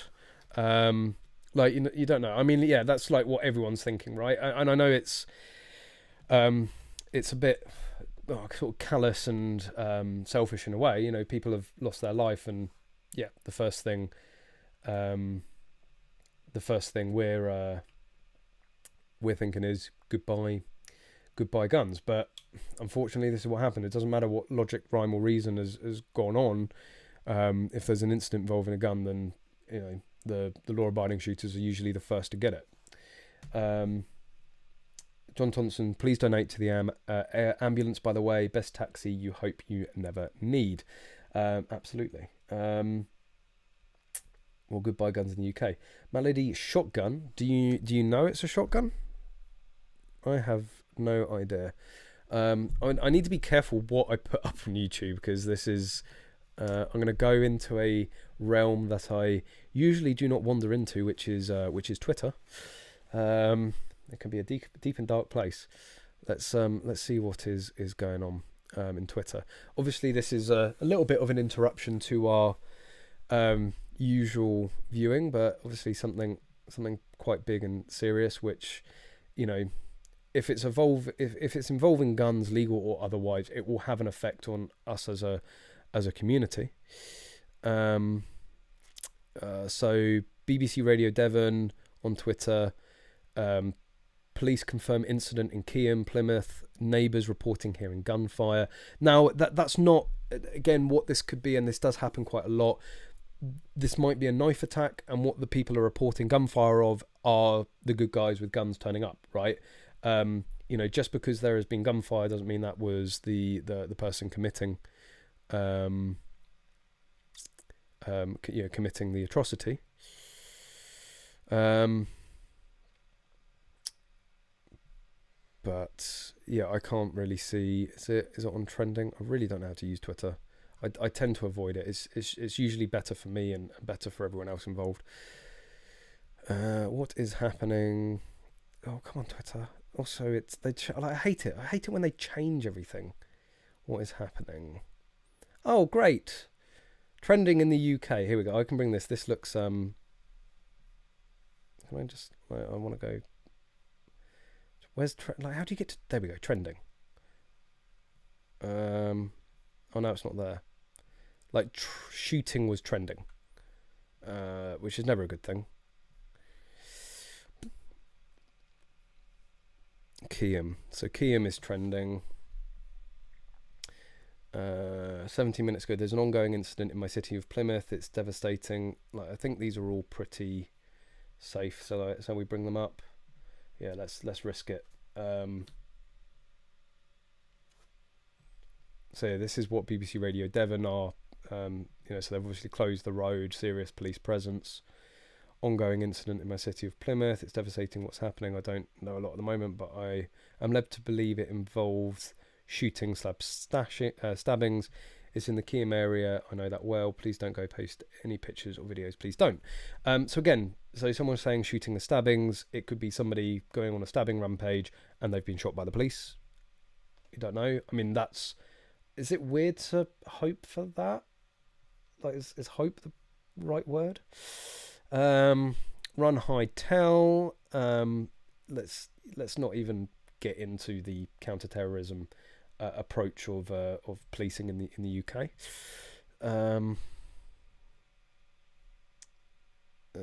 Saw a hole. Okay, that doesn't sound good. Yeah. Awaiting confirmation from number of victims. But this looks like a very grim day for our city and our community. Apparently, it's on the Daily Mail now. Let me I'll bring that up. So, guys, I don't know. Like, you are seeing this all as I see it. So who was it? Who was it that first said it? Anthony. No. So Anthony, thanks for bringing this to our attention. Oh, go away! Bloody hate the Daily Mail website. So here we go. Here is, again, this is all very new. 2 people shot in Plymouth, and more gunfire is heard as local MP warns residents to stay indoors and warns of serious and tragic incidents. Emergency service crews have been called. So it's pretty much, there's a little bit of more information between all of the sites. It does look like a pretty serious event. But yeah, that seems to, well, I have to keep an eye on this. But yes, you know, like, of course, my heart does go out to all the victims and all of the families involved. Like, no one wishes that, and I don't mean to instantly jump into the political nature of it. But that's exactly what the anti-gun side are going to do. So, you know, if you can't beat them, join them. Yes, you know, straight away, you know, if this is involving a shotgun, if this is involving, you know, a legally owned firearm, then, you know, no doubt there are going to be further pushes. There's going to be further cries for it. You know, despite the statistics being, you know, let's not forget, right? Let's remind everyone that 40% of all firearm offences are committed with handguns, which were you know, made Section 5 back in, you know, 1997 was it? The outright majority of all firearm fatalities are with illegally held firearms, and the majority of the legally held deaths due to firearms are usually suicide. And yes, that doesn't make it necessarily any better, but if someone is getting to that point, there are 101 different ways. Doesn't need to use a gun. If you take away if we ban guns and they didn't have a gun, well, they're going to use one of the many other ways in which you can do it. So, you know, let's not forget that the main focus here should be on illegal firearms. Incidents involving legal firearms, legally possessed, owned firearms in the UK are exceedingly rare. And they actually fall into statistical anomalies, right? And I'd actually, I was meant to talk about this regarding the infamous Cotes of Iron match, but I'd found some statistics in terms of, you know, why practical shooting is the way it is, why we are so strict in terms of the safety rules, right? So this was all to build up this, but I think actually quite applicable when talking about these incidences, because, you know, this is now going to get plastered all over the news, right? It is going to it's going to be out there far and wide. It's going to you know, be plastered and put in everyone's mind. You know, it's certainly, again, we don't want to speculate, but if it is a lawfully held firearm, the next thing is going to be, you know, legally owned gunman goes crazy, or it's going to be something like that, isn't it? But just a weird sort of comparison, climbing, right? The sport of climbing. In 2003, there were 37 fatalities from 595 incidents. In 2013, there were 21 fatalities from 1,022 incidents. And I think I didn't write down the numbers, but there are less climbers. There are less climbers in the UK than certificate holders, right? So there are less climbers than legal gun owners, and yet they statistically have a far higher fatality rate. So it's about putting things into perspective, right? Yes, it's horrific. You know, it's like a plane crash. When a plane goes down, a lot of people are killed, right? And it seems very horrific. But when you average that out over the amount of planes, the amount of plane trips that people take, we all know it's one of the safest forms of transport. And the same is true with firearms. You know, there are, I think at the last count, 2.53 million legally held firearms in the UK. There are, I think it's 500,000 or 600,000 shotgun certificate holders and 150,000 firearm certificate holders. Even if every FAC holder is a SGC holder, you're still talking 500,000 to 600,000 illegal firearms owners in the UK. Statistically, and again, we don't know that this incident is with a legal gun, but let's say it is, that's an absolute infinitesimal amount compared to the hundreds of thousands of people that own guns. But yes, I'm sure the Gun Control Network will be on it. The Gun Control Network will be on this regardless of if it's Shady Bob down the pub that's lent his mate a sawn-off shotgun, or it is, you know, Pleasant Dave down the gate. I almost said something different then. Down the Clay Club. The gun control network. It doesn't matter. It doesn't matter whether this is going to turn out to be illegally, whether it's actually going to be shooting. It may not actually be a shooting. That is, the Daily Mail have gone out there and said it, but they're not exactly known for their journalistic integrity or competence, or the Times for that matter.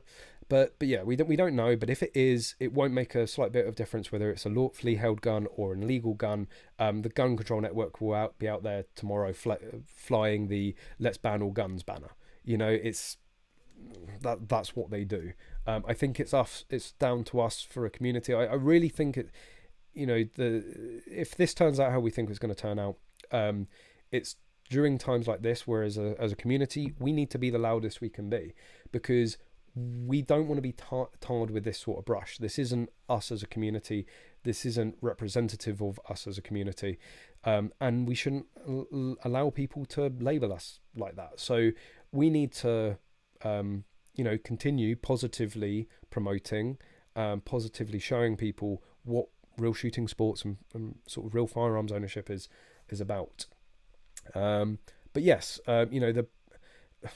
selfishly for the community, and for a firearm enthusiast, the best outcome for all of this would be that it's an illegally owned gun, right? Don't get me wrong, they're still trying to use that to bring in further restrictions, but you all know how it works. Matt Liddy, catch you later, stay safe, and you, bud. I'll catch you on Saturday.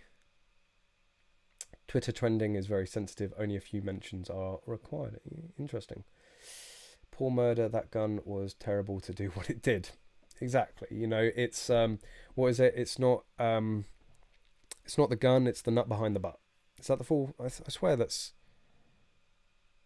I swear there's more to that, but it's the nut behind the butt. You know, it's the squishy thing behind it. You know, cars don't kill people.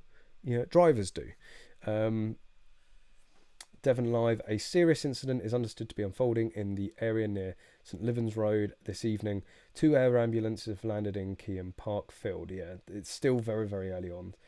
In event of emergency, run, but don't panic, but run. But remember, don't panic, but do keep running. Just don't panic. Don't stop running either. Don't panic. Run, don't panic. Run, panic, don't run, panic. You should be the Conservative or the government's COVID advisor. I think you would have a prosperous career. Gotta go, people. Catch you soon. Great. Thanks for joining us, Simon. Good to see you as always. There's been a shooting incident in Plymouth. We know, we've just been talking about it. They may take our lives, but they will never take our puns.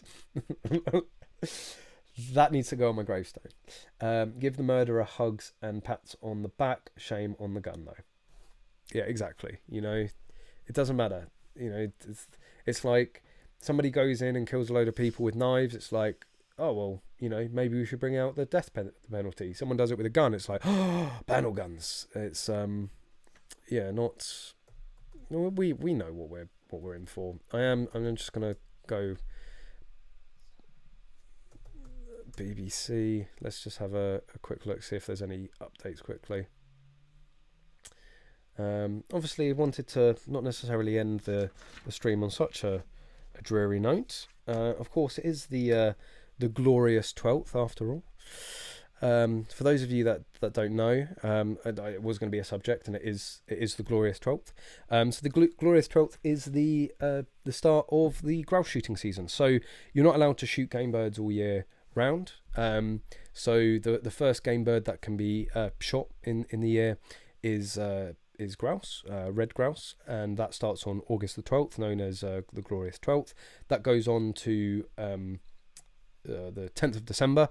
The next birds on the menu are red-legged partridge and grey partridge. You can start shooting them from the 1st of September to the 1st of February, and then pheasants come in on the 1st of October. So, you know, whilst you can only at the moment shoot the grouse, it's the start of the game season. So the game season has royally started, which I'm sure all of the tweed wearers out there will be very, very happy about. Although I do like a bit of game shooting myself now, as I've been educated to the the pros and benefits to the countryside.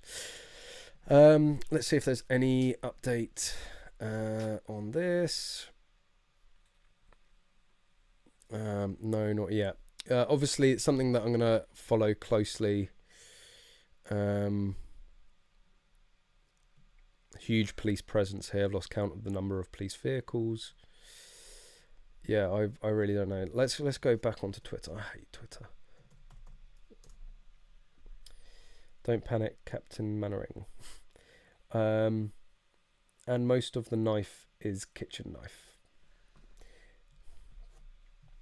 That's it. You know, like the Offensive Weapons Act. You know, zombie knives, but everyone can still go into the drawer and just, you know, pick up a 10-inch, 12-inch kitchen knife. You know. Shooting is trending on Twitter. Great.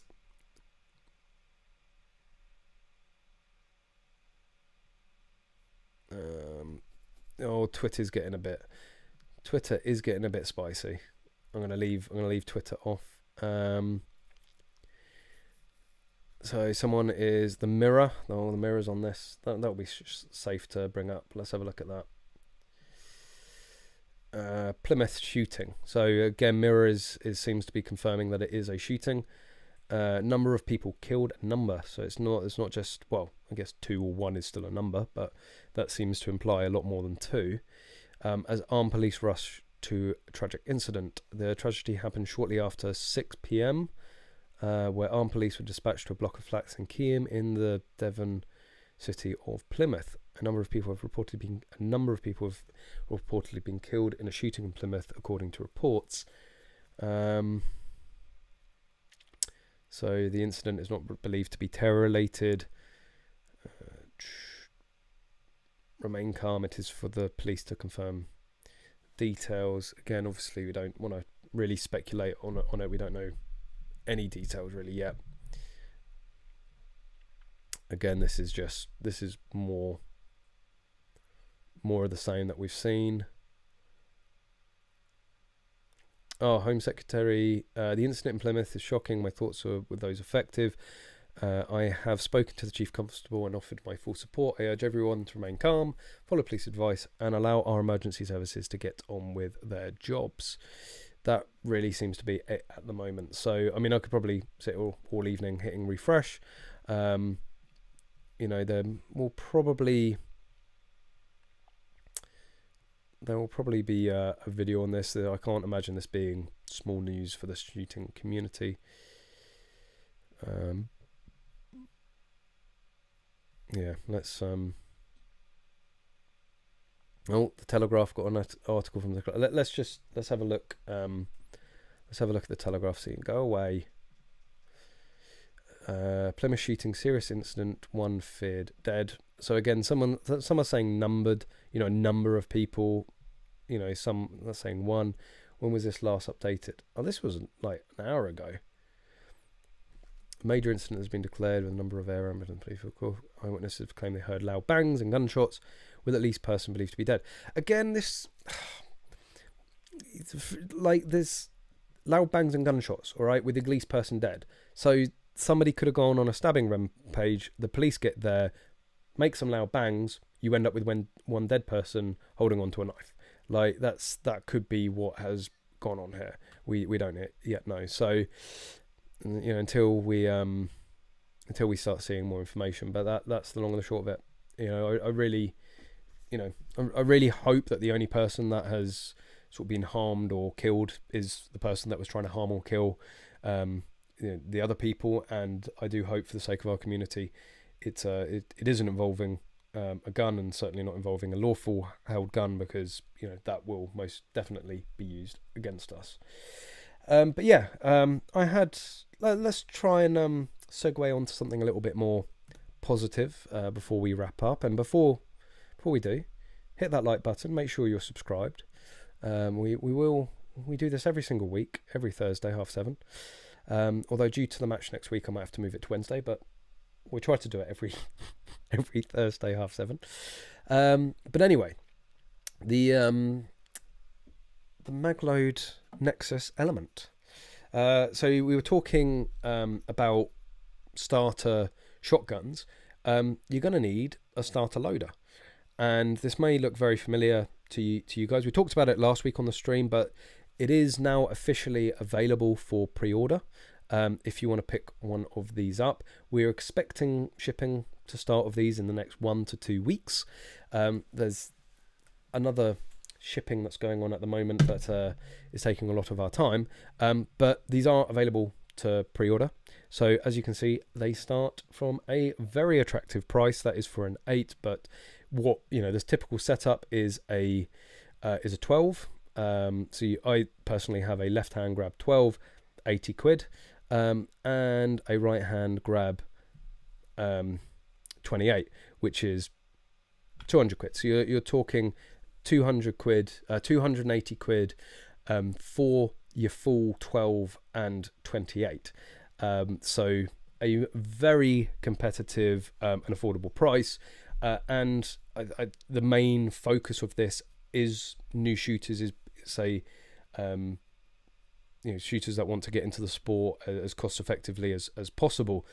So it is everything from the original Nexus, as I explained last week, but it is the biggest difference is the injection molding, which has helped us being able to bring down the price, because 3D printing is not as cheap as you might think, especially when you're using a £250,000 machine. But yeah, it's still Nexus. It's everything from the original Nexus, just refined to put it into a more cost-effective package. The Pro is still lighter, better retention, more consistent release, but this is as good, if not better, because it's had a few tweaks over the original Nexus. So if you've ever used the original Nexus, this should feel very, very similar. And again, it's about half the price of the Pro. So these are available to pre-order now, and we are expecting shipping to start within the next week to 2 weeks, depending if we get into our new units. Still not completely confirmed, but it has got that little bit further. But yes, all of the parts for Element are in. There'll be a lot of media out on it over the next few days. We're going to spend a lot of time on it tomorrow. Saying hello before you say goodbye. Sorry for being late. We'll catch up later on. Well, thanks for dropping by anyway, Martin, and I appreciate you catching it on catch up.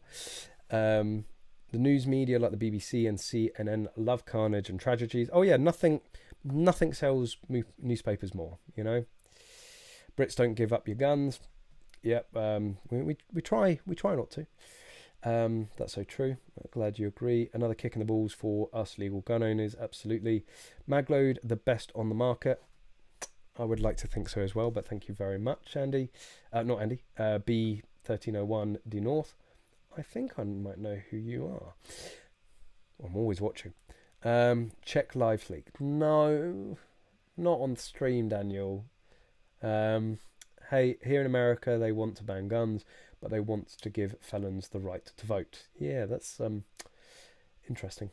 But yeah, anyway, if you are interested in the latest and greatest from Magload, and you're just starting out in the sport, check out magload.co.uk, and also have a look on magload.co.uk for all the other goodies. But yes, we will be following what is going on in Plymouth very closely. I would check the English Shooting Facebook tomorrow if there are any updates. Then we make sure to put them on there, and there will most likely a video be coming out on that soon. We were going to talk about Chris Packham. Really, long of the short of it, he's a bit of a bellend, doesn't know what he's talking about, and we shouldn't be focusing our countryside management on what that nobbin says. But there we go. I'll leave you on that positive and lovely note. But thank you everyone for joining. I hope you've enjoyed the stream. I hope you found it interesting and good fun. But we do this every single week, as I've said, due to the match next weekend. Next weekend we may be doing the stream on the Wednesday, but I'll put out a message out on English Shooting on the Facebook page and also on the communities page for YouTube as well. But again, thanks everyone for joining. Make sure you hit that like button before you leave. Make sure you're subscribed for all future live streams and videos. I really do appreciate everyone's support this evening in terms of the donations and everyone getting involved. And of course, as always, I hope to see you soon.